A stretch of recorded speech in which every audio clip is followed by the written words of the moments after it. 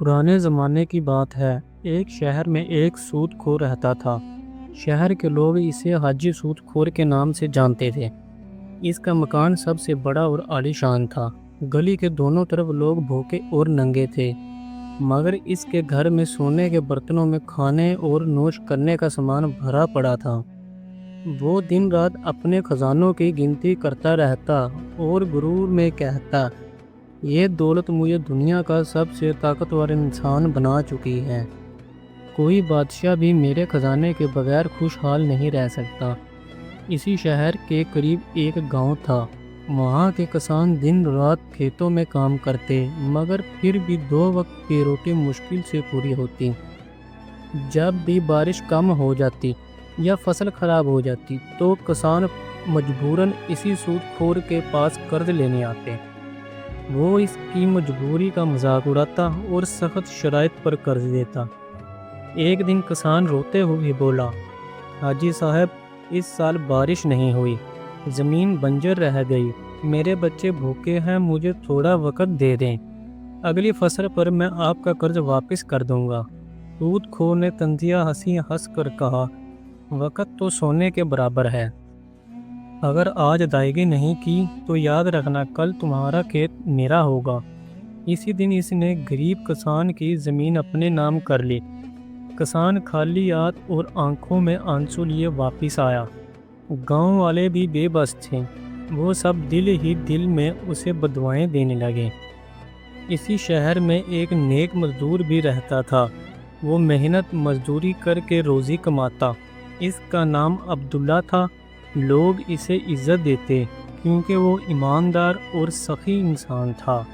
عبداللہ نے کئی بار سود خور کو سمجھایا، حاجی صاحب، ظلم نہ کرو، غریبوں پر رحم کرو، دولت ہمیشہ نہیں رہتی، ایک دن اللہ کے سامنے حساب دینا ہے۔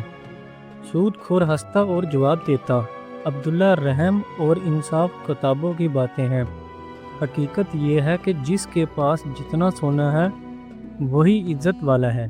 تم ساری عمر مزدور رہو گے اور میں بادشاہ کی طرح جاؤں گا۔ عبداللہ خاموش ہو جاتا اور دل ہی دل میں دعا کرتا، یا اللہ، اس ظالم کو ہدایت دے یا اس کے ظلم سے ہمیں نجات دے دے۔ کچھ عرصہ گزرا، شہر میں ایک بڑا قحط پڑ گیا۔ بارشیں رک گئی، زمین خشک ہو گئی، کھیتوں میں سب کچھ جل گیا۔ لوگ بھوک سے بلکنے لگے، بچوں کی معصوم آنکھوں میں آنسو تھے، عورتیں پانی کے گھڑے لیے میلوں چلتی تھی مگر پیاس نہیں بجھتی تھی۔ مگر سود خور کے گودام اناج سے بھرے ہوئے تھے۔ لوگ اس کے دروازے پر آ کر گڑ گڑاتے، حاجی صاحب، ہم مر جائیں گے، ہمیں اناج دے دو۔ وہ غرور سے کہتا، اناج ملے گا مگر سونے کے بدلے، جس کے پاس سونا ہے وہی خرید سکتا ہے۔ بے بس لوگ روتے بلکتے واپس چلے جاتے۔ ان کی دعائیں آہستہ آہستہ بددعاؤں میں بدل گئیں۔ ایک رات سود خور کے اپنے بیٹے کو تیز بخار ہوا۔ شہر کے سب حکیموں کو بلا لیا گیا، بڑے بڑے علاج کیے گئے مگر بخار کم نہ ہوا۔ بیٹا دن بدن کمزور ہوتا گیا۔ سود خور کی آنکھوں میں پہلی بار آنسو بہنے لگے۔ وہ سمجھ گیا کہ دولت سے سب کچھ نہیں خریدا جا سکتا۔ آخر کار وہ عبداللہ مزدور کے پاس آیا۔ اس نے عاجزی سے کہا، عبداللہ، میں نے ساری زندگی تمہارا مذاق اڑایا، میں نے غریبوں پر ظلم کیا، آج میرا بیٹا موت کے قریب ہے، میں نے سونا لٹایا، حکیموں کو بلایا مگر کچھ فائدہ نہ ہوا۔ تم نیک آدمی ہو، تم دعا کرو، شاید تمہاری دعا سے میرا بیٹا بچ جائے۔ عبداللہ نے آسمان کی طرف ہاتھ اٹھائے اور کہا، یا رب العالمین، یہ شخص ظالم ہے مگر اب تیری طرف رجوع کر رہا ہے، اگر تو چاہے تو اس کے بیٹے کو شفا دے دے تاکہ یہ تیرے سامنے جھک جائے اور دوسروں پر رحم کرے۔ عبداللہ کی دعا قبول ہوئی۔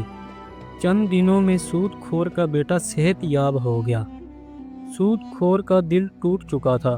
وہ روتے ہوئے بولا، عبداللہ، میں مان گیا، دولت سب کچھ نہیں ہوتی، میں نے لوگوں پر ظلم کیا، ان کی زمینیں چھین لی، لوگوں کے بچوں کو بھوکا مارا، اب مجھے بتاؤ کہ میں کیا کروں۔